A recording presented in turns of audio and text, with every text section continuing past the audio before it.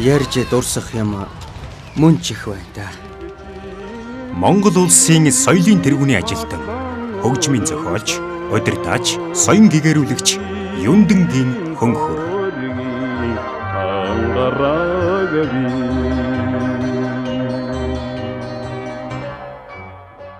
Дид хурандаа Юндэнгийн Хөнхөр ширмэн бөмбөг дэлбэрч буун сум тачхинсан 1939 оны 6 дугаар сарын 1-нд ард Юндэнгийн 9 дэх хүү болон мэндэлжээ.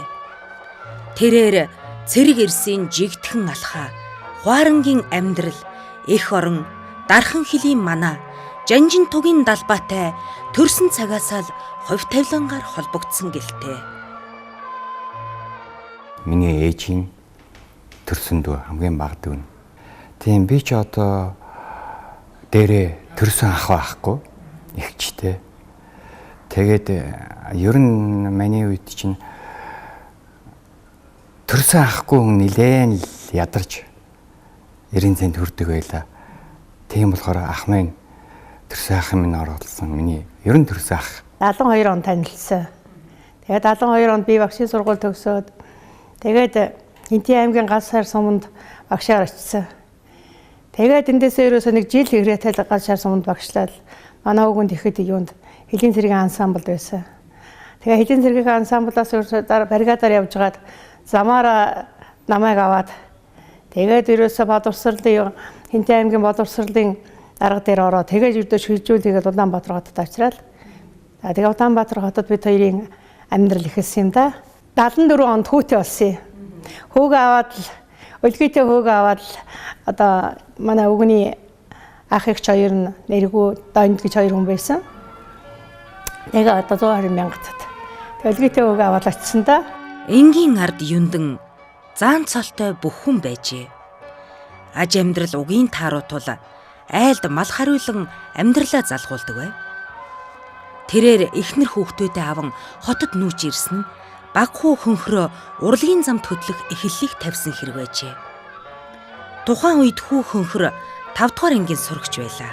Төдөнөөс ирээд хөгжим бүжгийн сургууль хэдэн банд нар очиж хөгжим бүжигт юу яагаад шалгуулаа тэнцсэн гэсэн.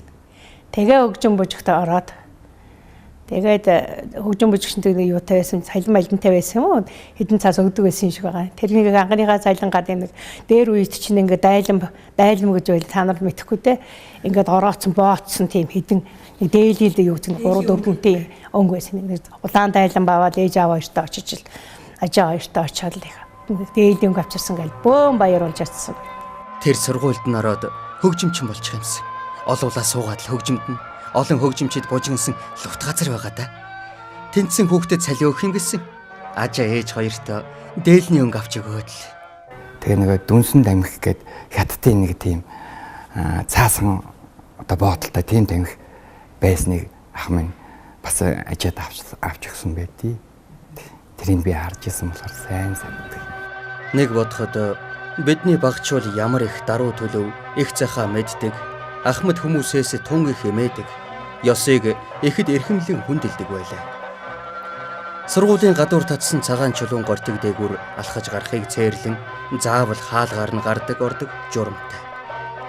Ангийн багшийн минь бичгийг гой байгааг хараад бидний хэдэн хүүхэд яаж багшчихээ гой бичих вүлээ гэж ярьцгаад гисэн. Юндэнгийн Хөнхөр.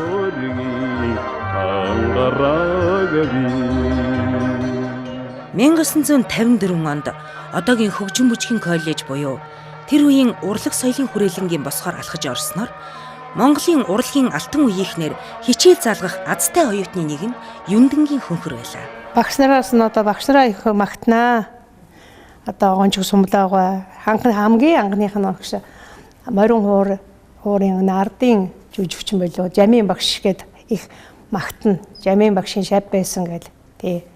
Тэгээ хайд багшигаа магтана, хаян хэрваа багшигаа магтана, гончиг сумлаагааг их магтана тий. Дандаа багшнууд нас том улсуудын шав байсан байлээ миний өвгөн тий. Сэтгүүл дээрээс нэрээ харна гэдэг хүнд их урам хайрлаж хийх хэрмэлзэл авчирдаг юм билээ. Хайд багш минь тэр сэтгүүлийг ангид авчирч өгч бид баярлалдан хөөрч явсан өдрүүд минь саяхан мэт боловч сар өдөр өнгөрч ярьж дурсах юм мөн ч их байнсан ч. 1959 онд 18-уулаа сургуулаа төгсч улсын яруу тунгалаг найрал хөгжимд 14, дөөр бүжгийн найрал хөгжимд 4 хүүхэд 2 хуваагдан хуваарлагдаж ирсэн цагаас мөрдорж, дамдын сүрэн, намсраажав, чойдог, бэрва, цэрэндорж, цэрэнпэл, мяа сүрэн гэд жинхэнэ урлагийн алтан үеийнхэнтэй ажиллаж эхэлсэн минь жинхэнэ аз тэдэнтэй ажиллаж амьдарч явсан богинохонч гэлээ энэ үе би амьдралынхаа хамгийн азтай дурсгалтай үе гэж бодож явдаг. Хөнхөр бид хоёр бол байж тийх дээр үеийн танилцтай. Зүгээр намайг далаад оны дундуур сурган цэнхэр уус кино хийгээд Сүмбрийн хотод одоо 24 дугаар отряд гэж байгаа бах тийм ээ. Тэр отрядд очиход Хөнхөр тэр отрядын хөгжмийн багш хийж байсан. Тэнд очсон байсан. Тэр бодлоо би тэр яг Улаанбаатар таяа хаяа тэнд уулзалдаг л байсан л да. Зүгээр би таяын танилцсан болвол их дээр үе юм. 1960 он. 1960 онд би 10 төгссөн хүүхэд жигжид дугаан туслахаар Улаанбаатарт байгаа миний аав тэр он дээр очиход одоо тэр нэг дээвргүй байшин байгаад байсантай гадаад яамны баруун талтай тэр кино үйлдвэрийн одоо ууган байшин шүү дээ.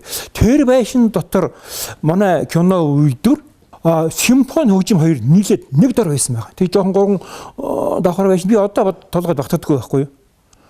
Нэг юмны болон бүхэн дээр нэг хөгжим хөрөөд суусав. Тэ? Зарим нь бид нар тогдоод яв. Нэг юм үлдэглэрэн дээр хөгөө явуулчих шүү дээ. Тэ байгаад байсан. Тэгээд тэр үед ч нэ штэ тэгэд нэрлдэг байсан штэ кино үйлдвэрийн дэр гэдэг симфони найрал хөгжим гэж. Симфони найрал хөгжим гэдэг юм нэр байгаагүй юм доо. Кино үйлдвэрийн ямар найрал хөгжим шиг тийм нэртэй. Намсраж явгаа Юнхөө дэр даачин, Бява туслах дэр даачин. Тэгэд Хөнхөр тэнд хөгжимчин байсан. 1961 онд Говьалтай аймгийн соёлын ордны хөгжмийн багшаар соёлын яамны томилтоор морджээ. Энэ л газраас түүний алдарт гуулингийн талд аж богдын нуруунд хөгжмийн зохиол, шаргын говьд манай баригадынхан халзад баахан шарга бүжгийн хөгжмүүд хөдөлмөрийн алдар найрал дуун төрөн гарсан билээ.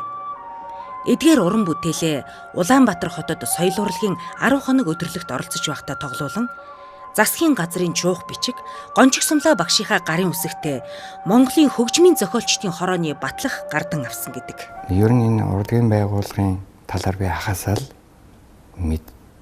мэдээлэл авч одоо урлаг гэдэг юм байт юм байна гэдгийг зах зээх нь ойлгож эхэлсэн.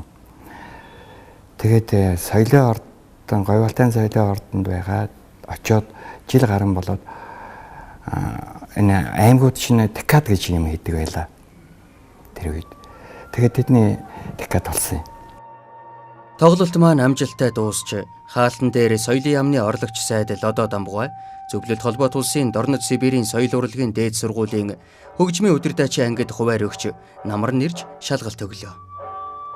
10 дугаар анги төгссөн жүгдэр, бүрвсүрэн, жамсран, цэрэндорж бэтгэд тэр сургуульд очиж орос хэл хөгжмийн онлоор шалгалт өгч билээ.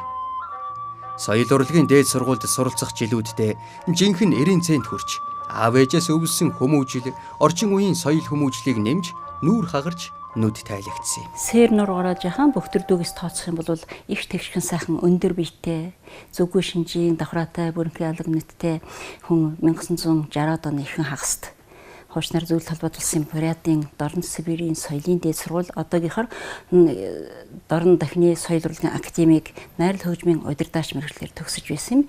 Энэ хүн бол өнөөдөр бидний иргэн дурсаж ярьж байгаа Юндингийн Хөнхөр хэмээх хөгжмийн зохиолч, хөгжмийн удирдаач юм аа. 1960 оны ихэнх үеэс Монгол улсын тусгаар тогтнол аюулгүй байдлыг бэхжүүлэх зорилгоор хэлийн цэргийг дахин байгуулах, хил хязгаарын хамгаалтыг нэгтрүүлэн сайжруулах бодомж шаардлага гарч байлаа. Энэ шаардлагад үндэслэн Монгол ардын хувьсгалт намын төв хорооны улсын товчооны 1970 оны 12 дугаар сарын 4-ний өдрийн 21 тоод тогтоолоор урлагийн групп байгуулахыг нийгмийг аюулаас хамгаалах яамд даалгав. Нийгмийг аюулаас хамгаалах яамны сайдын 1971 оны 1-р сарын 7-ны өдрийн 4 тоод тушаалаар урлагийн группийг 13 хүний нэгжтэй сарын цалингийн 6370 төгрөгийн фондтойгоор байгуулсан билээ. 1967 онд сургуулаа төгсөж ирээд багшийн сургуульд хуваарлагдан хөгжмийн онол, найрал Баянхуур хөгжмийн багшаар ажиллаж байсан Юндэнгийн Хөнхөр тус группийн дарга уран сайхны удирдаачаар 1971 оны 1-р сарын 3-ны өдөр томилогджээ. Ганц манай хэлийн атраад үтгээ манай хэлийн баттад энэ дахин байгуулагч үед одооний хэлийн дуучгийн чуулган үүсгэн байгуулж анхныхын дараагаар томилогч ажиллаж байсан хүн. Тэгээд ирээд хамгийн түрүүнд намайг танилцуулж ирсэн тэр баг хамт олон дотор тэр багийг чинь одоо хөнхөр дислэгчл цуглуулж бүрдүүлж ирсэн байхгүй. Яг гэвэл одоо биднээс хүүхдүүд очиад нэгдүгээр, хоёрдугаар өөрөө маань урлагийн хүн сургууль төгсөөд ирсэн. Тэгээд тэр сургуулийн багш байсан хүн гэдэг чинь хэлийн цэрэг дотроо одоо ганц урлаг мэддэг л байлээ шүү дээ. Манай хөнхөр багш бол ер нь одоо яг тухайн үед л өөрөө сэргийн албан хаагч байгаагүй, бид нар ч одоо тал талаас цугласан одоо сэргийн одоо албаны юуг мэдэхгүй ус цуглаж байсан. Тухайн үед бүгдээрээ сэргийн албанд одоо сэргийн хүн болохын тулд одоо багшаасаа хуулаад тэр 13 хүн бол бүгд одоо суралцж эхэлж байсан. Багш маань эрэхтэй гуйлангийн тал гэж хөгжмийн номер одоо үлээгэр хөгжим, үндэсний хөгжимтэй хослон тийм одоо хөгжмийн номер хийжсэн гуйлангийн тал өшөөчин сутай гэх мэт одоо хөгжмийн тийм номерод хийжсэн. тэрийг бол бид нэр юм радио төртөл бичлэг хийлгэжсэн. Ажиллах хугацаантаа бол мэдээж хэрэг хөнхөр багшийнхаа тэр ажиллаж ирсэн арга барил, хүнтэй харьцдаг арга барил, хүний хүндэлдэг арга барил одоо энэ нас нь л одоо суралцж тийм ээ тэр үеийнхээ юмыг дулсан бодож бас л цаашдаа ажил хэрэгтэй хэрэгжүүлж явах юмсан гэж бас бодож л явдаг л да. Бүрэлдэхүүнд багшийн сургуулийн хөгжмийн ангийг төгссөн хөгжимчин Бадам Одсэр, Аюуш, Цэрэн Долгор, байлдагч Ганхуйг, Манал, Тэлжээ, бүжигчнэр Цэрэнпэл, дуучнаар Үлзий сайхан, ахлагч Лувсан Шарав, Наран Цэцэг, хөгжим бүжгийн дунд сургууль төгссөн Отхон, Бадарч бэдхэд байлаа. Хайшаа чавна бид бүхнийг одоо жагсаагаад хоолнд орсон ч бараг жагсаадаг. Хөдөө хил дээр очисон ч өглөө нүүр гарын минь угаалах гад харцны хөтөө усан жагсаагаад очдаг хөөрхөн тийм бас төвхтэй юмнууд бий л дээ. Манай багш бол ер нь хүнд зааж сургахтаа их сайн, их туршлагатай, хөгжмөө удирдахдаа айгүй сайхан удирддаг. Угаасаа хөнхөр багш их сайхан удирддаг, айгүй гоё гартай бүр тийм яриатай тэр үед бол тэгж ярьдаг байсан. Урлаг ямар хатуу чанга нөгөө сургууль заалгаж ирсэн энэ миний чинь би өөрөө очиад зааж байгаа ш. Манайхан чинь дуулна, бүжиглэн бүгдээр л янз янзын юуниверсал. Ер нь манай хамт олон хөнхөр багшийн боёнд авиас нь илэрж хөнхөр багшийн боёнд урлагийн групп одоогийн чуулган суурийг тавьж чадсан. Ер нь байшин барийг ивэл фундамент ил тэгшин тавих хэрэгтэй ш. Багшийн маань одоо захиасан сайхан хэлний цэргийн гоё дуунууд байдаг штэ.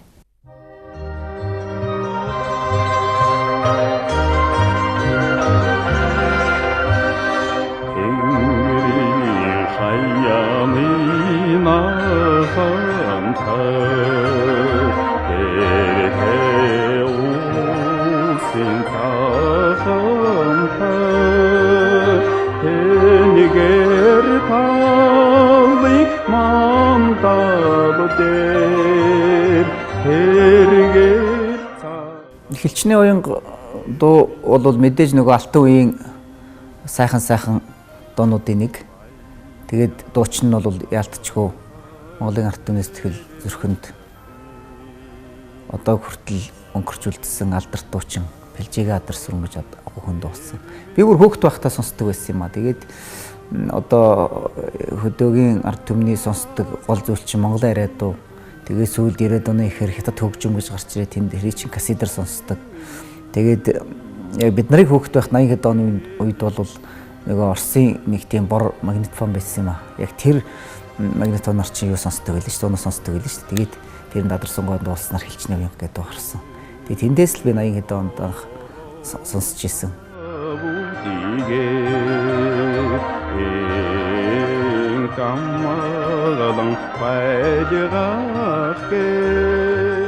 Эхнийх нь тийм уянгалаг удаан шүү дээ.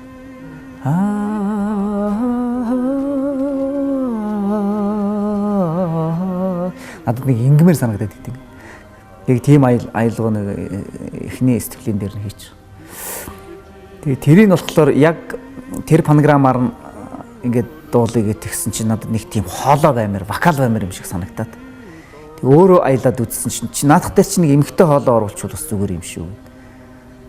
Тэгээ тэр эмхтэй хоолойг бас нэг хөөхт дуудаад тэгээд миний хоолойн дээр эмхтэй хоолой оруулаад эхнийх нь тэгж.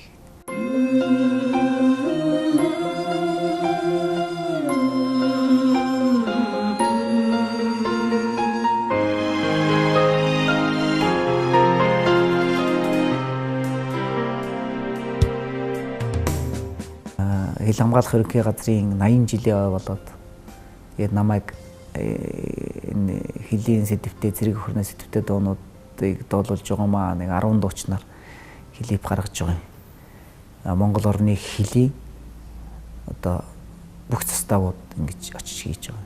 Намайг Дорногов аймгийн Эрдэнэ сумын Улаан уулын застав дээр очиж энэ хилчний дууны зураг авалтыг хийчихсэн. Хил дээгүүр очиж зураг аваад тэр ч бас их зохиомжтой сайхан клип болсон доо. Тэгээ хөнгөргөө хувьд бол би одоо мундаг хүн агуу хүн байсан гэдгийг одоо мэдхээс цаашгүй. Тэгээд нүүр учирч уулзч үзээгүй.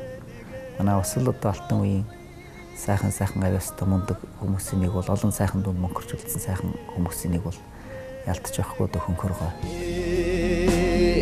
Хорон та бүгдийгээ хамгадан байдгаахгээ хилчийн миний батдан орогсон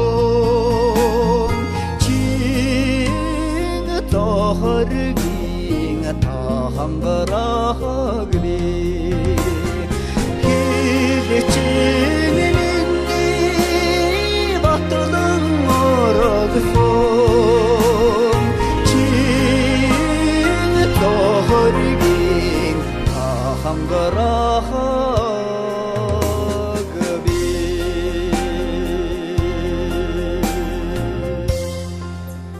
Би тэр 75 онд юу яасан халах гол өвгөн томилт авсан.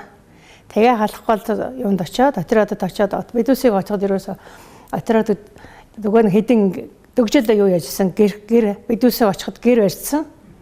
Тэгээд гэр бариад хамгийн зүүн хойдлын гэрт орно гэж нэг цайхан 5 хантай гэр барьсан.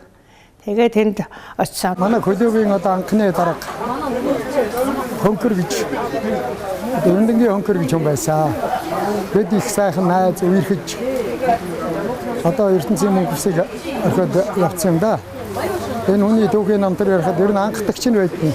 Би 1982 оноос 88 онд бүгднээр Монгол улсын Хошообаатар хорлоогийн чавсан гинэрэмжт байлдааны гавийн одонд игнээс улсын баатар 5-ыг төрүүлсэн халахын голын домогт хилийн 24 дугаар отрядын даргаар ажиллаж байхад манай Хөнхөр маань манай клубын даргаар ажиллаж байсан сайхан уран бүтээлч ийм хөө. Уран бүтээлийн хувьд ярих юм бол эх орныхоо торгон хэлийг манаж байгаа, эх орныхоо амгалан байдлын төлөө бүхий л одоо амьдрал сэтгэл зүрхээ зориулж бай, хилчин дайчдтай холбоотой, хөдөөгийн мэргэжлийн урлагийн байгууллагуудын уран сантай холбоотой байдаг. Өнөөдөр Монголын хөгжмийн ертөнцид бас өөрийн гэсэн өнгө аястай уран бүтээлийн хийж, ялангуяа хилчидэн одоо танигдсан сайхан уран бүтээлч хүн байсан. Бид жилийн дөрвөн улиралд дундаа шинэ уран бүтээл хийх 1 сарын завсарлагтайгаар эх орны өргөн уудам 4676.9 км хөлийг жилдээ нэг тойрдог байсан. Их яваад ирэхээр хотод ирээд хөлийн заставын хэдэн борд сэргээ санаад байдаг болчихдг юм байна лээ. Багшийн одоо үед бол би тэр одоо отрядын хэмжээнд олон одоо том одоо концерт жүжиг одоо найруулж тэний одоо найруулах арга барил концертыг одоо яаж тавьдаг яаж найруулдаг тэр арга барил бүгдийг одоо надад чин сэтгэлээсээ зааж нийтийн бэж хүртэл одоо яаж явуулах вэ? Тэгэл одоо бүх юмыг зааш шүү дээ. Тэнд одоо нэг тэр үлээ өргөжмчин дотор 10 хэдэн ялгаатай шүү дээ. Одоо габ мобо тэгэл театр баритон сакс гэдэг бүх юм байна. Тэр бүгдийг зэрэг заа. Тэгээд үндэсний хөгжим гэж орж ирнэ. Үндэсний хөгжим тэр хуучир зааж суун тэнд Тэгэл тэнд морин хуурзаан одоо жишээ нь би чинь контрбас. Ерөөсөө контрбас гэж нэг хааны жолохгүй ноот мэтгэхгүй амт очиж байгаа юм чинь. Тэгэл контрбасыг ингэж тоглолт ингээл өөрөө нэг виолончелист хүн чинь гоё хуруу айгүй гоё ороод. Тэгэл ингээл тэгэл дасгал хийдэг байлаа да анханасаа. Би одоо нэлээд олон отрядуудаар орж гарч явсан тийм ээ. Онгоны отряд одоо энэ хин тийм байдаг отряд энэ тэр бүгдээрээ л нэг тийм жоохон составтай үлээр хөгжим төлдөө. Тэгвэл одоо ингээ эргээ бодоход тэр дугаар отрядын состав шиг тийм бүрэлдэхүүнтэй, тийм чадaltaй гэж хэлэхээр юм уу тийм ээ. Тийм хөгжим болвол баггүй байсан гэж хэлж болно. Тэгээ тэр үл юуных гэхээр нэгдүгээр тэр би бодож байгаа хөгжмийн багшийн өөрийн одоо ахааж тэр юу те нэг хоёрдугаарт бол одоо ингээ эргээ бодхолоо тэр үеийн зэрэг чинь 3 жил. 3 жил учраас бол тэр авиастай хөгтөд тэр дотоосоо шилж аваад тэг хачин хөөрхөн тийм бүрэлдэхүүнтэй үлээвэр найрал хөгжмийн хамт олныг бүрдүүлж чадчихсан байна. Өөрөө их амьдралын гүнд орчихсон хилчний амьдралыг одоо гүнзгий мэддэг. Тэгээ ялангуяа одоо хөлийн заставаар харуулуудаар явхад хүмүүстэй яаж одоо соёл олон түмний ажлыг хүргэх вэ гэдэг тэр одоо арга ухааныг эзэмсэн тийм одоо мэрэгжлийн хилчин хөгжмийн зохиолч уран бүтээлч тийм хүн байсан юм аа. Алгоолд миний мэдгээр одоо урд талд нь олон сайхан хүмүүс албаасан да урлагийн болсон одоо. Тэгээ би бол одоо оргоод миний багш гэж үздэг, явдаг. Одоо надад доо заасан багш маань. Утсан хөгжмийн хүртэл тийм юу тоглодог. Тийм улсуудыг цэргүүд биш. Тэр нөгөө отрядын дотор байдаг тэр дарга нарын авгай нараас алах октод зөндөө баш. Тэр интерес нь тэр став хийгээд тоглож байсан байхгүй. Би одоо тэрийг санаж байгаа юм. Яг тэгвэл 24 дэх отрядын ой болоход тэр ойн концертыг найруулж байгааг би мэдхий.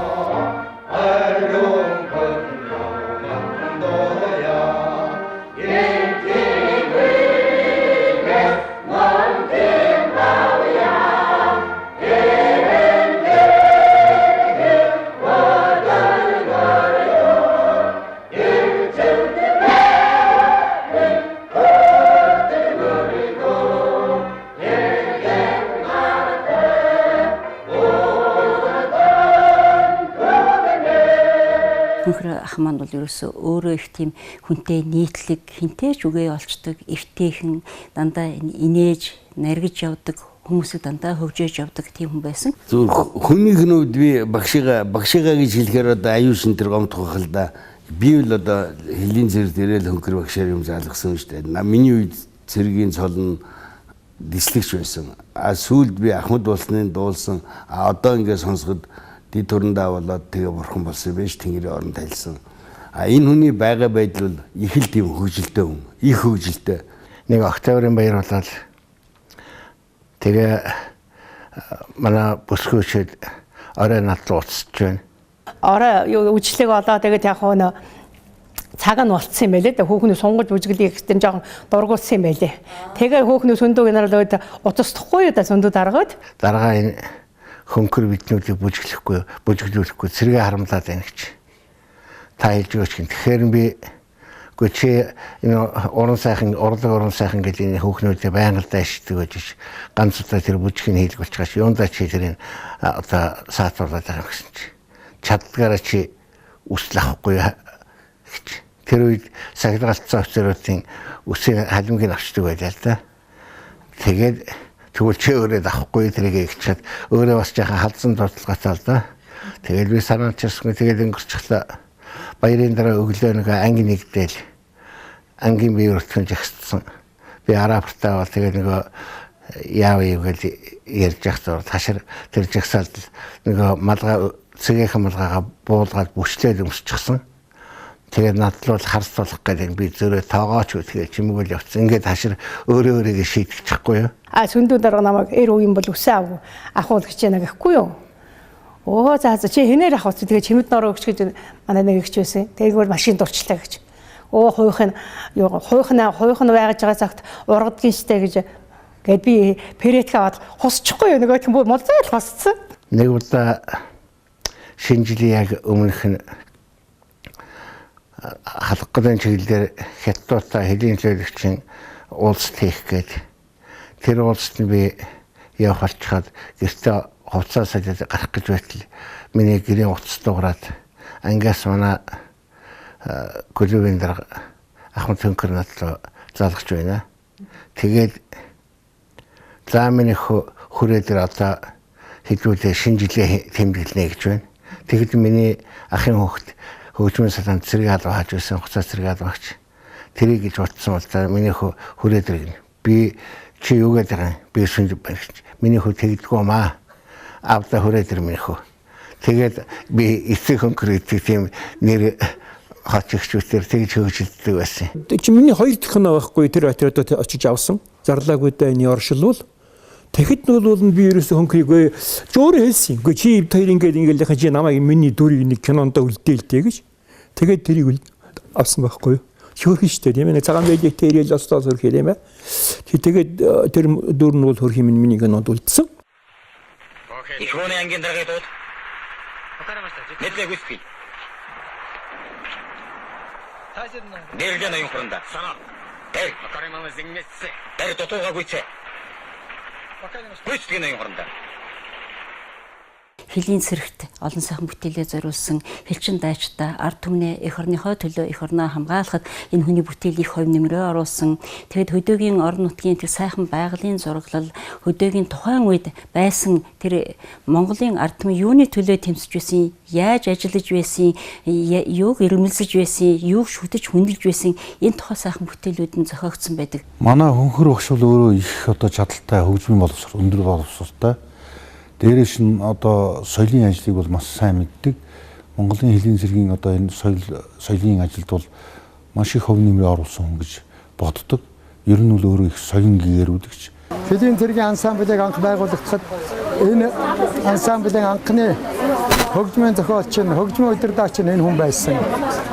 Дараа нь халахгүй батруудын клубыг анх байгуулагдахад энэ клубын дарга нь байгаад хөгжмийн зохиолч Хөнхөр гэж хүн байгаа. Дараа нь манад ардын театр гэж юмыг байгуулж мөн анхдагч нь болж дараа нь хилийн цэргийн дээд сургууль шилжиж очоод мөн хилийн цэргийн дээд сургуулийн анхны одоо хөгжмийн ангичийг төгсгсөн ийм л анхдагч хүн байсан. Манай төрийн сойрхолд гавьяад энэ Жансанаар хэлсэн нэг үг байдгийг телевизийн нэвтрүүлгээр нь би харсан тэр хөтлөгчтэйгээ ярьж байгаа.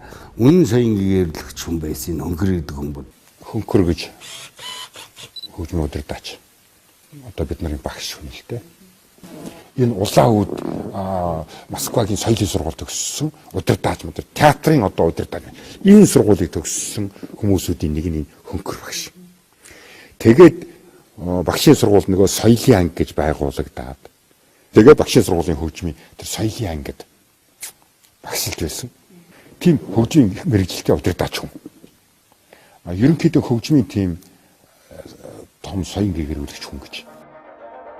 Хилийн цэрэгтэй амьдрал уран бүтээлээ холбосон нэгэн эрхэм Хилчний уянгаараа домог мэтэрхшилсэн хөгжмийн сууц зохиолж Юндэнгийн Хөнхөр энэ л цаг үеэс эх орон Хилчин дайчны сэдвт 100 гаруй нийтийн дуу, 30-аад дан хөгжмийн зохиол, 50 гаруй бүжгийн хөгжим бичиж хойч үе биднээ үлдээжээ.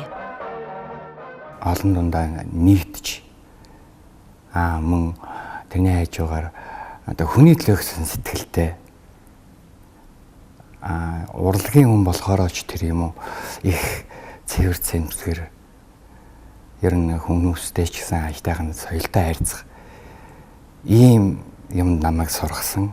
Би бол одоо юугаар нь бахархдаг юм гэвэл энэ их том урлаг гэдэг тэнгист хөл тавих тэрлүү чиглүүлж өгсөн хүн маань долгор сүрэн багш.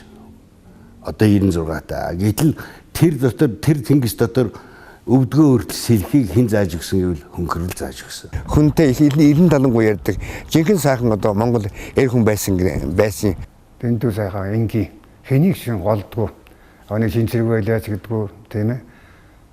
Тэгээд өсөдөр генералууд одоо манай ангид очиж штт. Тэгээд л Хөнхөр багштай л өрөөнд нь сууж идэг.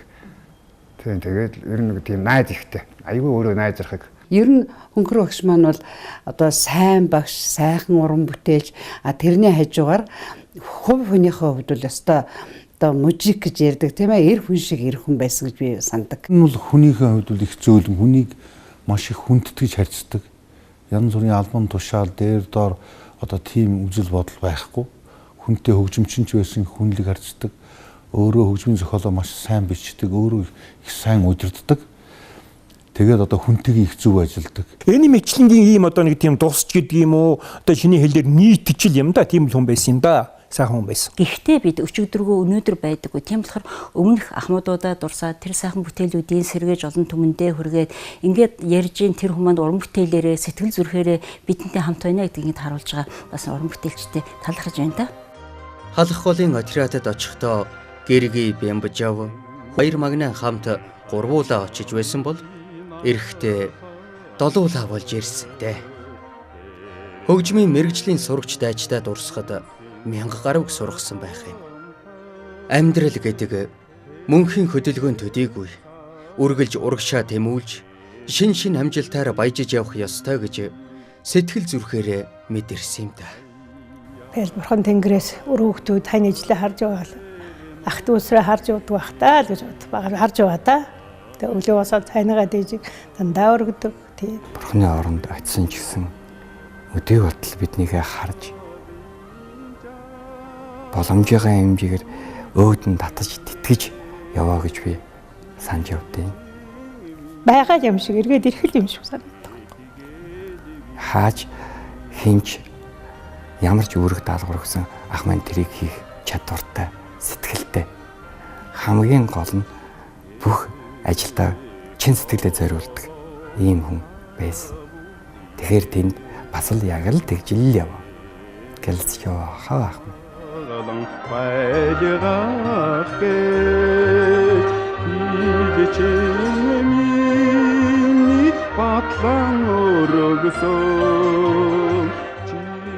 Амьдрал гэдэг мөнхийн хөдөлгөөн төдийгүй үргэлж урагшаа тэмүүлж шин амжилтаар баяжиж явах ёстой. Юндэнгийн хөнхөр.